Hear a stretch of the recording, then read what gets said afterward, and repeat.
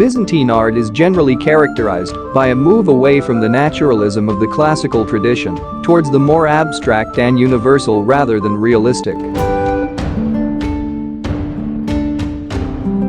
The lively styles of paintings which had been invented in Greek and Rome lived on in Byzantium, but this time for Christian subjects.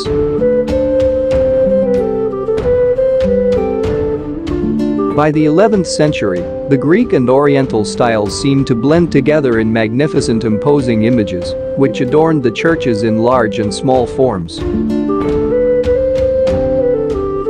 Byzantine art started after the fall of the Roman Empire around 500 CE and continued way through the Renaissance time of the 1400 CE. Themes of monumental Byzantine art was primarily religious and imperial, or the two themes are often combined. There are four most important types in Byzantine art, and these are the Illuminated Manuscripts, Mosaic,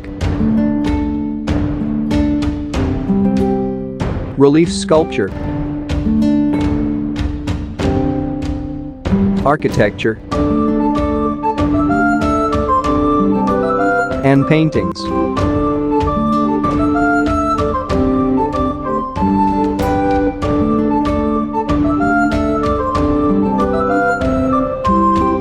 An illuminated manuscript is a manuscript in which the text is supplemented with such decoration as initials,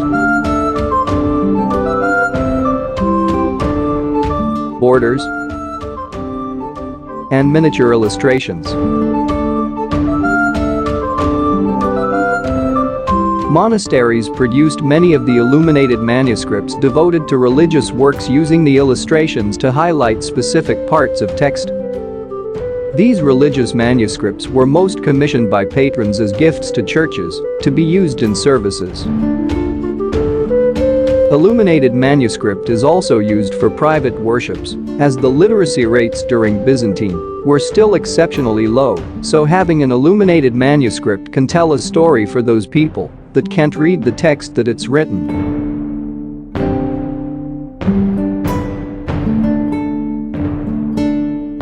Byzantine mosaics are mosaics produced from the 4th to 15th centuries in and under the influence of the Byzantine Empire.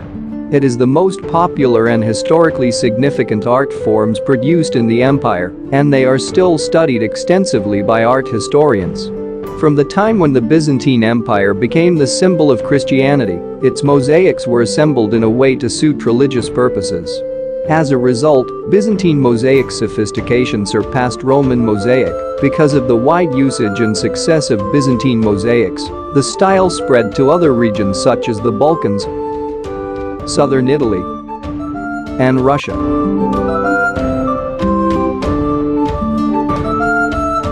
Little sculpture was produced in the Byzantine Empire. The most frequent use of was in small relief sculpture made from ivory, used for book covers, reliquary boxes, and similar objects.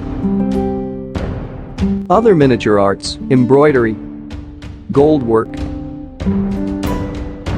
and enamel work flourished in the sophisticated and wealthy society of Constantinople. Byzantine architecture drew upon the earlier elements of Roman architecture. After the fall of the Western Empire, several churches, including the Hagia Sophia in Constantinople and San Vitale in Ravenna, were built as centrally planned structures. Byzantine architects were diverse and having a range of sources. Their combination of the basilica and religious structures resulted in the characteristic Byzantine Greek cross-plan church with a square central mass and four arms of equal length. The most distinctive feature was the domed roof. Byzantine structures featured soaring spaces and sumptuous decoration. Marble columns and inlay, mosaics on the vaults, inlaid stone pavements, and sometimes gold coffered ceilings. The architecture of Constantinople extended throughout the Christian East, and in some places, notably Russia, remained in use after the fall of Constantinople.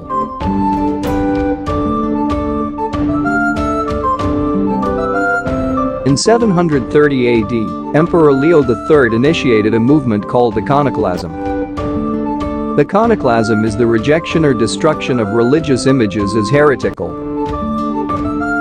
In contrast, earlier Christian art had relied more on allegory and symbolism. For example, earlier art might have featured a lamb or a fish rather than Christ in human form.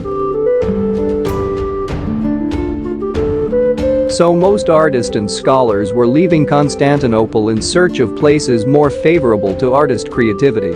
For many, Venetian-occupied Crete was an ideal haven. Constantinopolitan painters passed on the imperial capital to the island and played a role in the development of religious paintings, which, the most important artistic movement in Byzantine world. As a result, artists in the Western Roman had more creative freedom. The church was the major patron of the arts, and so most medieval art had religious themes.